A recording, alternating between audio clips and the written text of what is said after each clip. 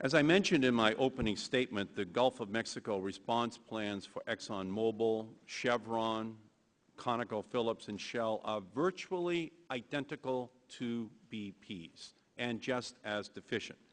As you can see by looking at the covers of these 5 plans on the screen and over my head, the pictures are the same for each plan. All that is changed is the color of the cover of the plan from each of the companies seated at the table. Mr. Tillerson, like BP on page 11.6 of your plan, ExxonMobil's Gulf of Mexico oil spill response plan lists walruses under sensitive biological and human resources.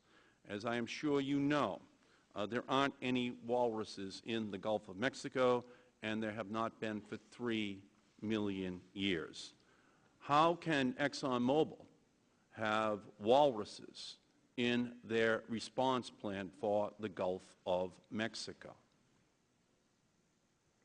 Congressman Markey, those response plans incorporate a number of broad-based studies, marine mammal studies, many of which are part of the EIS and EIA statements that are put together by the MMS, and much of the response plan and what is contained in it is prescribed by regulation, including the models that are used to project different scenarios for oil spills, and many of the statements and representations that are in the plan. These are regional oil spill response plans. How can walruses be in a response plan for the Gulf of Mexico? This is a regional response plan that each of you had to put together. And it's unfortunate that walruses were included, and it's an embarrassment that they were included, but that's part of a larger marine mammal study that is used in preparing regional response plans. Mr. Mulva, your plan as well includes walruses. Mr. Watson, your plan has them on page 11.6. How do you respond to having walruses in your plan?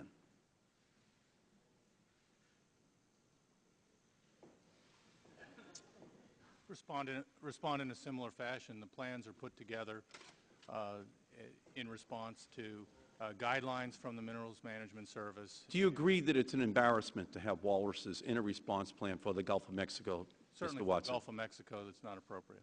Mr. Mulva, do you agree it's an embarrassment to have it in a plan to respond to a crisis in the Gulf of Mexico? I agree it's not appropriate to include for that region. In your response plan, Mr. Tillerson, as well as some of the other plans, including ConocoPhillips, there is a Dr. Lutz who is referred to as an expert, a technical support person. Mr. Lutz died in 2005, 4 years before the plan was actually filed. How, Mr. Tillerson, can you justify in a response plan having a person who has been dead for 4 years? Is that all?